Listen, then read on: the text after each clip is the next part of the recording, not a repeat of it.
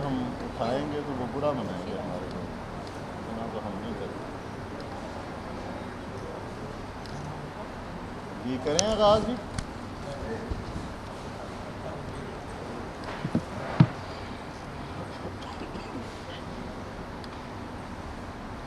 بسم اللہ الرحمن الرحیم۔ سب سے پہلے میں میڈیا کے دوستوں کا شکریہ ادا کرتا ہوں کہ وہ ہماری دعوت پر یہاں تشریف لائے۔ آج کی پریس کانفرنس اپنی اہمیت کے اعتبار سے بہت اہم ہے کہ آج امیر جماعت اسلامی محترم جناب سینیٹر سراج الحق صاحب نے نیشنل ایسوسی ایشن فار ایجوکیشن پاکستان، جس کو اختصار کے ساتھ ہم نافے کہتے ہیں، اس کا ایک اجلاس تھا جس میں پرائیویٹ سکولز کی تمام ایسوسی ایشن جو ہیں ان کے عہدیداران نے شرکت کی۔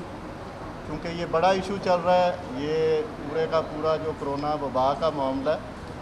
اس پہ سارے ایشو پر تفصیلی گفتگو ہوئی۔ اور آج کی اس پریس کانفرنس میں ہمارے ساتھ موجود ہیں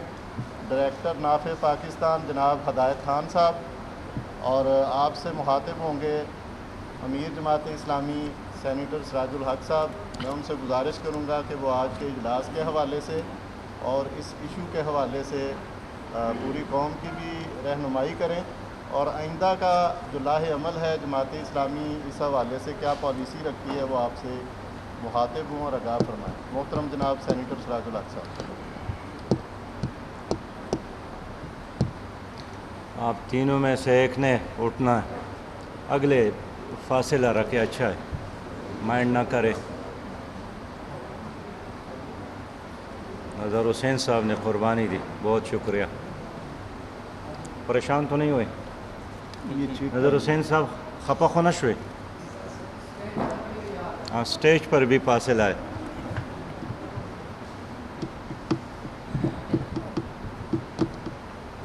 الحمدللہ رب العالمین والصلاة والسلام علی رسولہ الکریم، اما بعد۔ معزز صحافی حضرات، آپ سب کا بہت شکریہ، آپ مختصر نوٹس پر اس پروگرام میں شریک ہے۔ آج جماعت اسلامی پاکستان کے مرکزی ہیڈ کوارٹر منصورہ میں بہت ہی اہم اجلاس ہوا، اور اس اجلاس کی تمام تر انتظامات پرائیویٹ تعلیمی اداروں پر مشتمل ہمارے دوستوں نے کیے، اور نافع نے اس کو لیڈ کیا ہے۔ آج کے اس اجلاس میں صوبہ سندھ، پنجاب، خیبر پختونخوا، بلوچستان اور کشمیر کے تعلیمی اداروں سے تعلق رکھنے والے پرنسپل حضرات اور تعلیمی اداروں کے مالکان اور ان کے نمائندگان نے شرکت کی۔ آپ جانتے ہیں کہ کرونا وائرس کی وجہ سے ساری دنیا میں تعلیمی ادارے متاثر ہو گئے ہیں، لیکن 4 مہینوں کے دوران کئی ممالک میں دوبارہ تعلیمی ادارے کھل گئے ہیں۔ پاکستان میں 27 فروری سے تعلیمی ادارے بند ہونا شروع ہو گئے، اور اب جون کا مہینہ شروع ہوا ہے، اور اس وقت سرکاری تعلیمی اداروں کے علاوہ 2 لاکھ سے زیادہ نجی تعلیمی ادارے بھی بند ہیں، جس میں 2.5 کروڑ سے زیادہ بچے زیر تعلیم ہیں۔ تمام دینی مدارس بھی بند ہیں، جس میں 31 لاکھ سے زیادہ بچے زیر تعلیم ہیں، اور اب تک حکومت تعلیمی عمل کی بحالی کے حوالے سے کوئی پروگرام نہیں دے سکی۔ اب المیہ یہی ہے کہ ان تعلیمی اداروں کی بندش کی وجہ سے کم از کم پرائیویٹ تعلیمی ادارے ایک دوہرے مصیبت سے دوچار ہے۔ ایک طرف کرونا وائرس اور دوسرے طرف یہ تعلیمی ادارے طلباء سے فیس لیتی ہیں تو اساتذہ کو تنخواہیں دیتی ہیں، اسکول کا کرایہ ادا کرتی ہیں، یوٹیلیٹی بلز ادا کرتے ہیں، اور جب یہ فیسز کا سلسلہ ختم ہوا، جس طرح 4 مہینوں سے ان کو نہیں مل رہے ہیں، تو 15 لاکھ سے زیادہ اساتذہ کی تنخواہیں ہیں جو 4 مہینوں سے یہ لوگ نہیں دے سکے، اور جن عمارتوں میں انہوں نے اسکولز قائم کیے ہیں ان کی کرایہ جات بھی ادا نہیں کر سکے، بجلی کا بل اور دیگر یوٹیلیٹیز بل بھی یہ ادا نہیں کر سکے، اور اس طرح یہ تعلیمی ادارے ایک شدید مشکل سے دوچار ہے۔ اب رمضان بھی گزر گیا، عید بھی گزر گئی، اور سچی بات یہ ہے کہ بہت سارے اساتذہ ایسے ہیں کہ تنخواہ نہ ملنے کی وجہ سے وہ عید کے دن بھی اپنے بچوں کو ان کے مرضی کے مطابق کپڑے تو کیا کہ کھانا بھی نہیں کھلا سکے۔ تو میں آج یہ کہنا چاہتا ہوں حکومت پاکستان سے کہ ان پرائیویٹ تعلیمی اداروں میں 40% سے زیادہ بچے زیر تعلیم ہیں، اور تعلیم دینا ریاست اور حکومت کی ذمہ داری ہے آئین کے آرٹیکل 25A کے مطابق، لیکن ان پرائیویٹ تعلیمی اداروں نے حکومت کے ساتھ ایک بہت بڑا بوجھ اٹھایا ہے، لیکن اب یہ تعلیمی ادارے تباہی سے دوچار ہے تو حکومت نے اب تک اس پر کوئی توجہ نہیں دی، اور ظلم یہ ہے کہ بعض تعلیمی اداروں کے جو نگران وزراء ہے انہوں نے ان اونرز کو، تعلیمی اداروں کے مالکان کو مافیا تک کہا، اور ان کے سٹیٹمنٹ اور بیانات کی وجہ سے انہوں نے ایک ایسا فضا بنایا ہے کہ والدین اور سکولز کا جو مینجمنٹ ہے، اونرز ہے، مالکان ہے، اساتذہ ہے، یہ آپس میں لڑ پڑے، اور مسلسل یہ انکریج کر رہے ہیں لوگوں کو بغاوت کرنے پر کہ تمہارے دشمن ہیں۔ تو میں حکومت سے پوچھنا چاہتا ہوں کہ ان تعلیمی اداروں میں اگر یہ بچے پڑھنے نہ جائیں اور یہ تعلیمی ادارے بند ہو تو ان بچوں کا مستقبل کیا ہوگا؟ اور کیا پاکستان کی حکومت کے ساتھ فی الوقت ایسا کوئی انتظام ہے کہ ان 40 لاکھ، یہ جو 40% تعلیمی بوجھ انہوں نے جو اٹھایا ہے، جس میں 2.5 کروڑ بچے زیر تعلیم ہیں، ہماری حکومت اس کو پڑھانے کا انتظام کر سکے؟ اس لیے کہ خود حکومت کے سٹیٹمنٹ ہے کہ بڑے بڑے اعلانات کے باوجود بھی 2 کروڑ بچے اب بھی اسکول نہیں جاتے ہیں، تو جو جاتے ہیں ان کے لیے بھی آپ دروازے بند کرتے ہیں۔ یہ تعلیمی ادارے ہمارے نظریاتی سرحدوں کے محافظ ہیں، پاکستان کی سوسائٹی پر ان کا بہت بڑا احسان ہے، اور میں سمجھتا ہوں کہ ایک طرف اگر سرکاری تعلیمی اداروں کی سچویشن اور صورتحال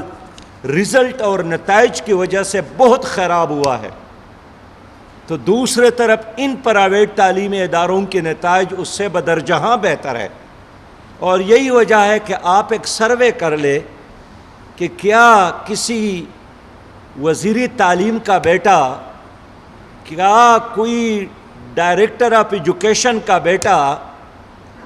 سرکاری اسکول میں پڑھنے جاتا ہے، یا وہ بھی اپنے بچوں کو انہی تعلیمی اداروں میں بھیجتا ہے جن کو آپ پرائیویٹ تعلیمی ادارے یا نجی تعلیمی ادارے کہتے ہیں؟ لیکن اب کرونا وائرس کی وجہ سے یہ تعلیمی ادارے، میں کہتا ہوں کہ مرغ بسمل ہے،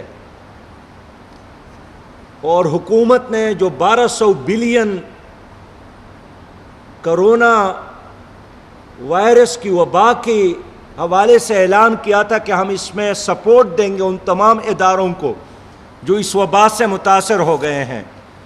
انہوں نے اب تک تعلیمی اداروں کے ساتھ اس میں کوئی تعاون نہیں کیا۔ اور میں کہتا ہوں کہ جس طرح امریکہ میں ایک گورے نے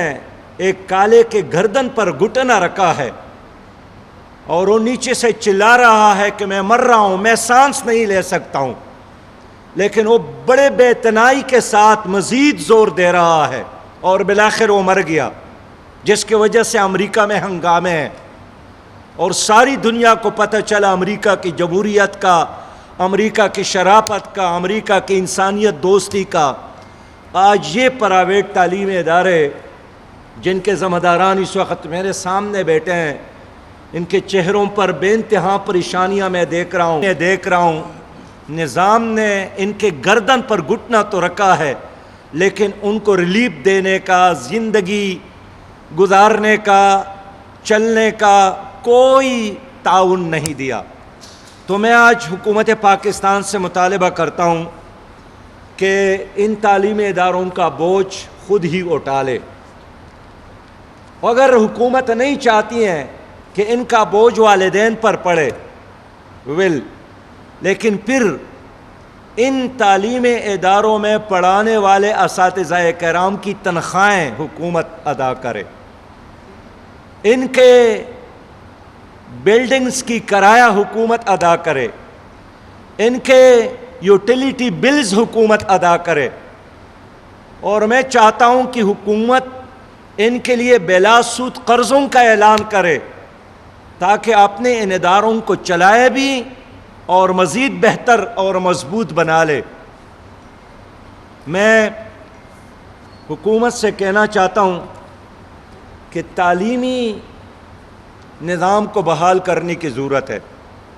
اور جس طرح ہر شعبے کے لیے حکومت نے ایک SOP اعلان کیا ہے، اسی طرح ایک SOP ان تعلیمی اداروں کے مالکان، ان کے ذمہ داران کے ساتھ مل کر بنایا جائے اور سٹیک ہولڈر کو بلا کر ان کے ساتھ پالیسی بنایا جائے۔ یہ مناسب نہیں ہے کہ ایک وزیر تعلیم کے ذہن میں جو بھی بات آتی ہے وہ اعلان کرتی ہے اور وہ نوٹیفیکیشن بھی نہیں کرتا ہے، وہ ٹویٹ کے ذریعے، اور اگلا دن پھر اور ٹویٹ، اور اگلا دن پھر اور ٹویٹ۔ تو حکومت ٹویٹ پہ نہیں چلتی، حکومت پالیسیوں کی بنیاد پر چلتی ہے، اور پالیسیاں تب کامیاب ہوتی ہے جب اس میں تمام سٹیک ہولڈر کے ساتھ مشاورت کیا جائے۔ اس لیے ہم ان تعلیمی اداروں کے پش پہ کڑے ہیں، ان کے جو اونر ہیں اور خاص کر ان تعلیمی اداروں میں پڑھنے والے بچوں کے ساتھ اور پڑھانے والے اساتذہ کرام کے ساتھ ہم کھڑے ہیں۔ ہم اس کو تنہا نہیں چھوڑیں گے، اور یہ مناسب نہیں ہے کہ ہمارے چوک اور چوراہوں میں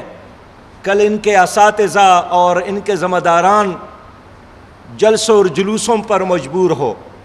اس لیے شرافت کے ساتھ حکومت کو ان کی آواز سننی چاہیے۔ محترم صحافی حضرات، اس وقت ملک میں جو سچویشن ہے، ایک طرف کرونا وائرس ہے کہ مسلسل اس میں اضافہ ہو رہا ہے، اس وبا میں کل بھی 5000 نئے کیسز سامنے آئے ہیں، کل بھی 75 سے زیادہ لوگ شہید ہو گئے ہیں، اور میرے آج کے معلومات کے مطابق اس وقت لاہور میں کسی ہسپٹل میں ایک بیڈ بھی خالی نہیں ہے، پشاور میں ایک بیڈ بھی خالی نہیں ہے، کراچی میں کوئی بیمار ہسپٹل کا انتظامیہ لینے کے لیے تیار نہیں ہے، اور دوسرے طرف حکومت اصل ایشوز پر توجہ دینے کے بجائے چھوٹے اور غیر متعلق ایشوز میں الجھی ہوئی ہے۔ کون ذمہ دار ہے؟ ایک طرف آپ کی معیشت وینٹیلیٹر پر ہے، اور دوسرے طرف آپ نئی ایشوز کو کڑا کر کے یہی چاہتے ہیں کہ اصل مسائل سے لوگوں کی توجہ ہٹا دے۔ میں حکومت سے کہنا چاہتا ہوں کہ اپنی ذمہ داری پوری کریں، اور اس وقت ہمارے ملک میں بلکہ پورا ملک ICU میں ہے. قوم ICU میں ہے اور حکومت میک اپ کی بات کر رہی ہے.